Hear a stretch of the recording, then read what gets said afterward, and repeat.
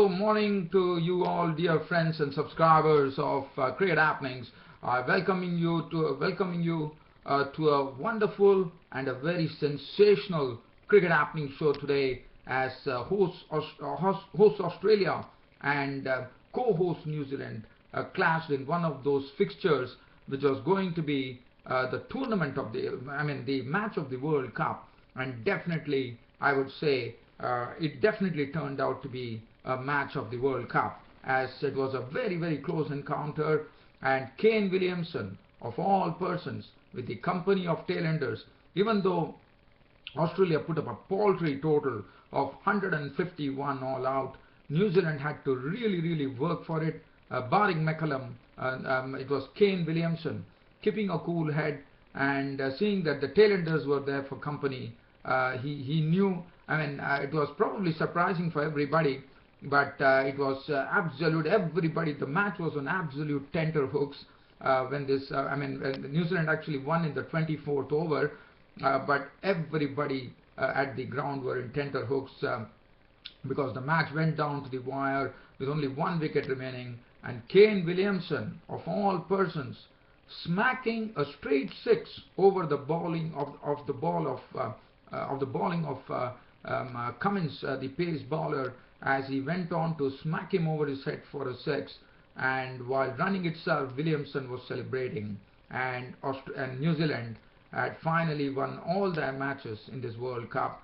As I said, this Trans-Tasman class was something which everyone was waiting for in the ICC Cricket World Cup, because it was played between the host Australia and co-host New Zealand, and what an entertainment that we had. Eden Park, Auckland, were full. The crowds had come there in droves, and one was probably looking out for a lot of runs going to be flowing from the bat. But let me tell you, it was a totally different scenario. It was the ball which was doing all the talking, as Trent Boult went on to derail the Australian effort by taking 5-wicket back, and then Mitchell Starc bringing Australia back into this match in a big way by picking up a 6-wicket bag.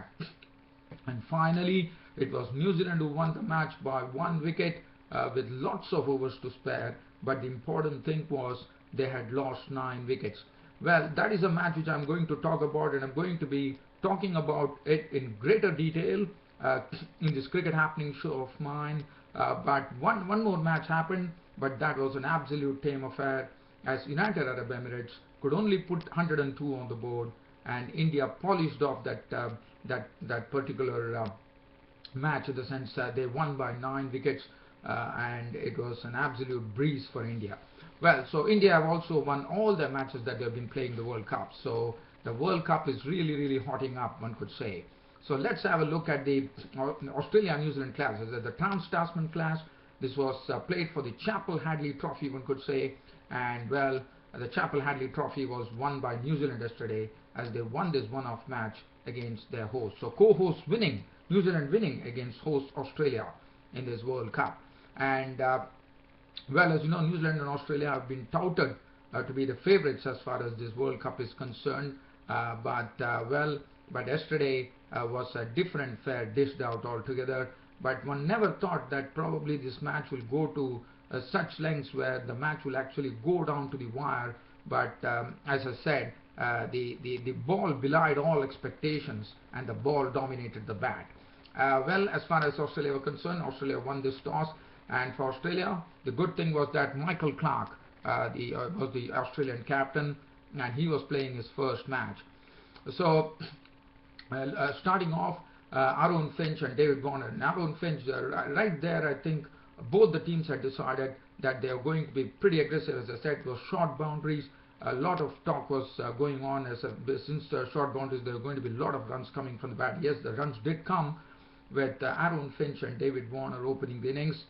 And Tim Southee was cracked for 2 boundaries by Aaron Finch. In fact, 1 boundary by Aaron Finch, and then Tim Southee was hit for a 6 of the previous ball, a real smack by Aaron Finch over the fence, and then Tim Southee producing a very nice delivery. In fact, Aaron Finch attempting a similar shot, but this time was beaten by Saudi's change of pace, and Finch lost his stumps to Tim Saudi for 14 of 7 balls with 1 4 and 1 6. The match had really begun now with a score on 30 for 1 in the third over. So definitely there was a lot of aggression, and definitely, as I said, the entertainment had just begun. David Warner was looking good. He was joined in by Shane Watson. Shane Watson started off in a nice fashion by clipping the ball off his toes for a boundary to open his innings and open his account. David Warner was there at the other end. David Warner also hit one beautiful six of the bowling of Saudi, and then this, as I said, short boundary, suddenly runs were flowing. The run rate was going at a clip of 13 runs per over at a particular juncture. And well, David Warner and Shane Watson were doing it well. They had put on a 50-run partnership, and David Warner was looking good. And that was the time Tim Saudi produced a very, very good delivery as he provided the second break. In fact, Shane Watson was the next to go as Shane Watson, and that was the time when, as you know, Brendan McCullum, the New Zealand captain, always likes to gamble, in the sense he's one adventurous captain for New Zealand who really, he definitely had a slip in place, even though the ground was short, and McCullum was really meeting the challenge with Australia head on there. As what he did is, even though the power play overs was going on, he had the guts, even though with short boundaries, he still had the guts to bring in Daniel Vettori to bowl. And Daniel Vettori, let me tell you, he really bowled superbly. In fact, he really kept the batsman quiet. There was not much room for the batsman, and that is what brought in the stroke. Actually, what he did is he frustrated David Warner and Shane Watson by bowling in the right areas. But Australia were looking good at that particular stage at 80 for 1, and from then on, from Daniel Vettori then picked up the wicket of Shane Watson. And Vettori has always had the habit of actually having Watson's wicket every time, and today Vettori picked up the wicket of Shane Watson, who was caught by Saudi very well. He probably attempted a shot which was trying to swing Vettori into the fence, and the Saudi at the fence took a good catch. He was gone for 23 of 30 deliveries with 2 fours, and the score at 84 to 1. That same score, as I said, David Warner was trying to actually force the pace of the innings for Australia, but in doing so he faltered as he was out LBW bowled Saudi for 34 or 42 balls with 2 fours and 1 6. And from then on, from a score of 80-3, they were 80, as I said, they were 80-1 at one stage, and the Australian innings totally plummeted after that to such I would say very, very unsavory depths, as the score dipped to 9 wickets for 106 runs in the 22nd over. Suddenly the match was totally transformed by Trent Boult. Trent Boult came in and started picking up wickets. First to go was Stephen Smith. He was trying to hit a ball. He got an edge. Raunchy took the catch. He was gone for 4 of 11 balls. Glenn Maxwell played on to Boult for 1. Mitchell Marsh was played on to Boult for a duck. And suddenly this innings was going into a tailspin. 96 for 5, and Maxwell departed. Mitchell Marsh departed 97 for 6. Michael Clarke was just there, but he tried to actually hit a ball from Boult through the short cover region. A very good field placement done by Brendan McCullum. Michael Clarke was gone. Caught Williamson, Boult for 12 of 18 balls. Scored at 104 for 7.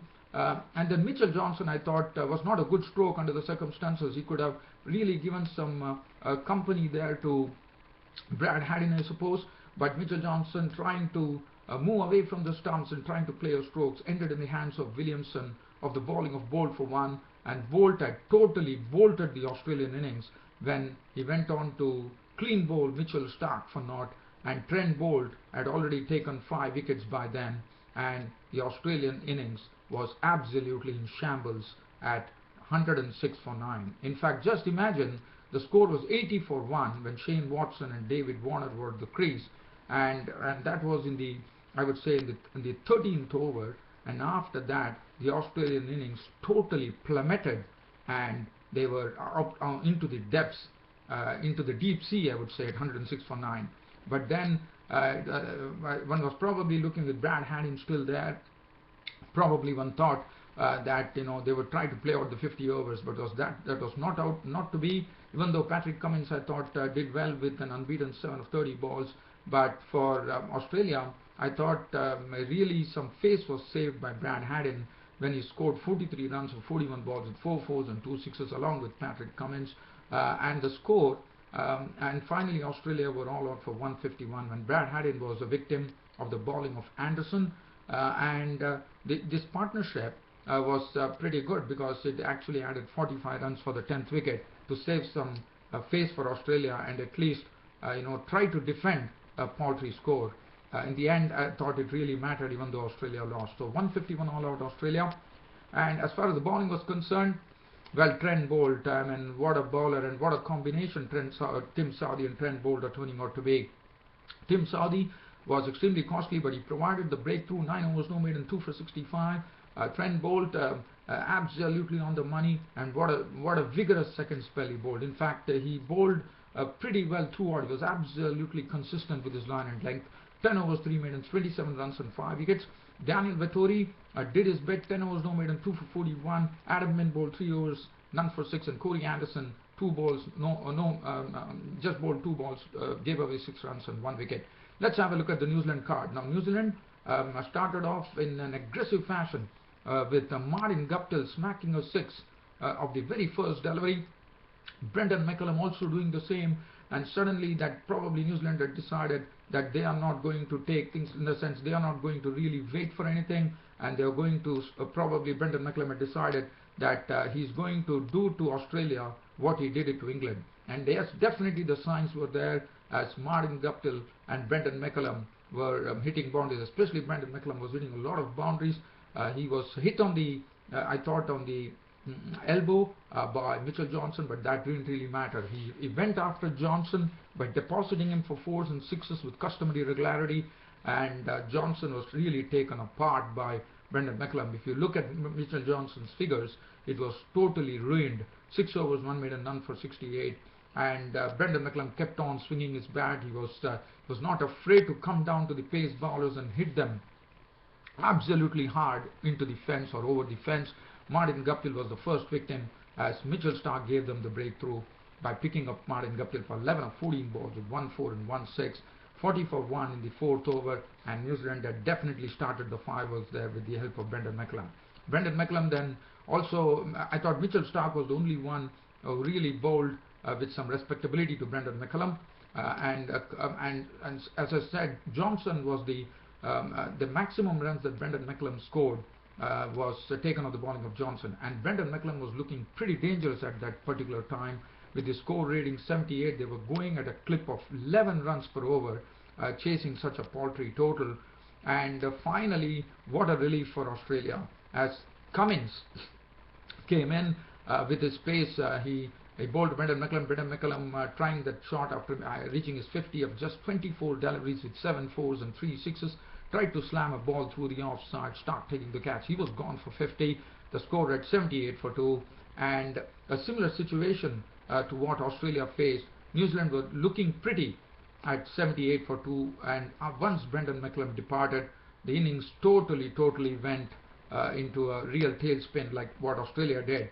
Even though Kane Williamson was there rooted at the crease, and suddenly things started happening for Australia. Mitchell Starc came in and started really hitting New Zealand pretty hard.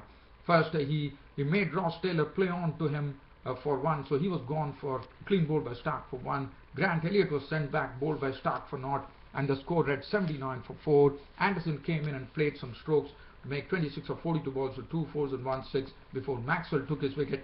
He was gone. The score read 131 for 5, but I'm sure New Zealand had nothing to worry at that stage with 131 for 5 because they had only 20 runs. But in that 20 runs, there was absolute drama as Luke Ronchi went on to Ken Williamson was absolutely playing in a very cool manner, but it was Luke Ronchi who probably trying to finish off the match early, tried to hit Starc. First he hit him for a 6, and he was gone the next delivery as he was caught by Brad Haddin for 6. And what Cummins did is he also picked up Vettori's wicket for 2. And suddenly the pressure was building on New Zealand, and Australia were right into the game at that particular time. And to add more dimension to it, Mitchell Starc picked up his 5th wicket and 6th wicket. As what he did is he bowled some spearing Yorkers, and what happened was that Trent bowled. In fact, Kane Williamson, probably trusting his tailenders, he probably thought that they could win this match, and he actually took a single and gave the strike to Tim Southee and Adam Min, and that resulted in a dismissal. Actually, as I said, Mitchell Starc came in and rattled the stumps of Adam Min for duck. Tim Southee was consumed for a duck, and then Kane Williamson realized that probably he had made a mistake by exposing the tailenders to them, and to the utter relief of the New Zealand fans, Trent bowled saw off the 2 balls which were left. Mitchell Starc was bowling at the time after taking those 2 wickets, and New Zealand were really looking like the match was, as I said, the match was on absolute tenterhooks as to know who is going to win the match. Suddenly it became even Stevens when Tim Southee was dismissed, and New Zealand were also facing a similar predicament as to Australia. If you look at both these innings, both had a similar ring to it, and finally it was New Zealand that prevailed. And as I said, Trent bowled, saw off those final balls, and what a relief. Kane Williamson was on strike, 3 runs to get at that time, and Kane Williamson, Cummins was the bowler, and one was, Kane Williamson with his coolness could have always taken 3 runs, but the only problem was that he only had Trent bowled for company. But one never ever expected that to happen, as Kane Williamson decided that he is not going to waste any time blocking and prodding and giving the strike to Trent bowled.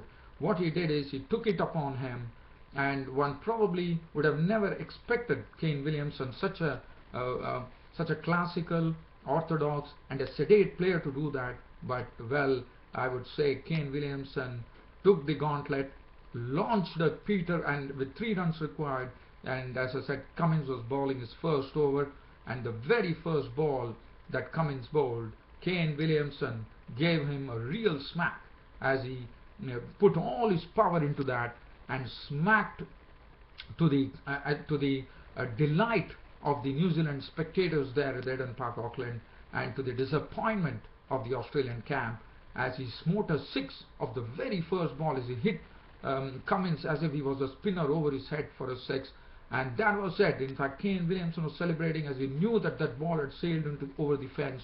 It was all over. New Zealand had won the match. They had won the Chappell Hadley Trophy, and what a match we had.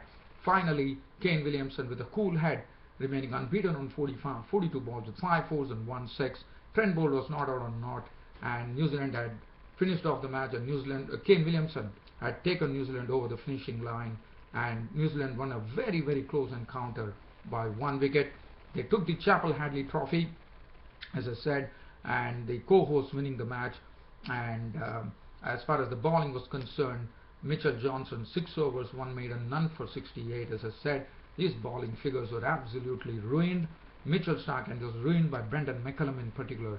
Mitchell Starc, 9 overs, no maiden, 6 for 28. A magnificent bowling performance, but really didn't get the reward. Really didn't fetch Australia a victory. Patrick Cummins, 6.1 overs, no maiden, 2 for 38. Mitchell Marsh bowled 1 over for 11, and Maxwell's 1 over for 7 runs on 1 wicket. And Trent Boult of New Zealand was named man of the match.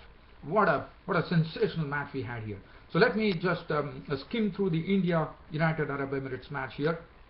Well, as I said, United Arab Emirates found it very, very tough against the Indians, and this was played at the very, very pacey and a bouncy Western Australian Cricket Association ground, WACA in Perth. And United Arab Emirates were the ones who actually won the toss and left to bat, but they found India too hot to handle. They couldn't really deal with the pace and bounce of the Indian bowlers, and also they had a lot of problems as they couldn't fathom what Ravichandran Ashwin was bowling, probably playing Ashwin for the first time in their careers, I would say. And United Arab Emirates proved no match, as United Arab Emirates were rolled out for 102 by the Indian bowlers. The Indian bowling, Bhuvaneshwar Kumar, 5 overs, no maiden, 1 for 19. Umesh Yadav, 6.3 overs, 2 maidens, 2 for 15. But Ravichandran Ashwin was the one who really ran a ring around the United Arab Emirates batsman. and the United Arab Emirates batsman couldn't really fathom what Ashwin was bowling. 10 overs, 125 runs and 4 wickets with some good bounce there. Ashwin was taking wickets pretty well. Mohit Sharma 5 overs, 1 for 16. Jadeja 5 overs, 2 for 23.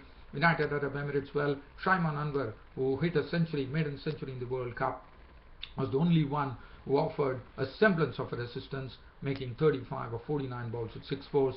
Other than that, there was only two players who got into double figures. Khurram Khan made 14 of 28 balls with 1 4. Guruge was not out on 10 of 16 balls with 1 4.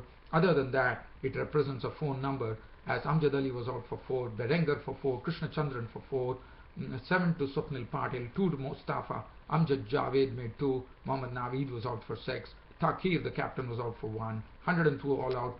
For India, it was an absolute breeze there, as India finished off that particular score with losing just 1 wicket, that of Shikhar Dhawan, who was out to Mohammad Naveed for 14 of 17 balls with 3 fours. After that, there was a mere formality, as Rohit Sharma stroked his way to an unbeaten 57 of 55 balls with 10 fours and 1 6. Virat Kohli made an unbeaten 33 of 41 balls with 5 fours. Match over in the 19th over, India winning by 9 wickets. It was the biggest win in the World Cup. Ravichandran Ashwin was named player of the match. The United Arab Emirates bowling card, Guruge continued to impress. The other day also we saw he bowled well, and today I thought he bowled in the right areas to the Indians. 6 overs, 1 made and none for 99. I'm very impressed by Guruge's bowling. Manjula Guruge. Mohammad Naveed 5 overs, 1 for 35. Amjad Javed 2 overs for 12. Krishna Chandran 3 overs, no made and none for 17. Mohammad Takib, the spinner, 2.5 overs, no made and none for 21. Match over, and that was it. But the match that took the cake was none other than the Trans-Tasman clash, which, as I said, went absolutely down to the wire, and that Kane Williamson, of all persons, nobody would have expected that he smote the first ball of Patrick Cummins for a 6 to finish off the match in great style for the Kiwis. Well, congratulations to New Zealand. That really sums up and ends my cricket happening show for today. Hope you all enjoyed it, dear friends subscribers. Your host Ram will be there tomorrow, and dear friends and subscribers, there are 2 matches coming up today. One is a crunch match, one could say, and that's a match between England and Sri Lanka, which is going to be played at the Westpac Stadium in Wellington. And Pakistan take on Zimbabwe. As you know, Pakistan are yet to get off the mark in this World Cup, and they are taking on Zimbabweans. Well, dear fans and subscribers, on this note, I'm ending my cricket happening show, and I'll be seeing you all tomorrow with the match reports on both these matches. Until then, it's goodbye from your host Ram Studios. Thank you.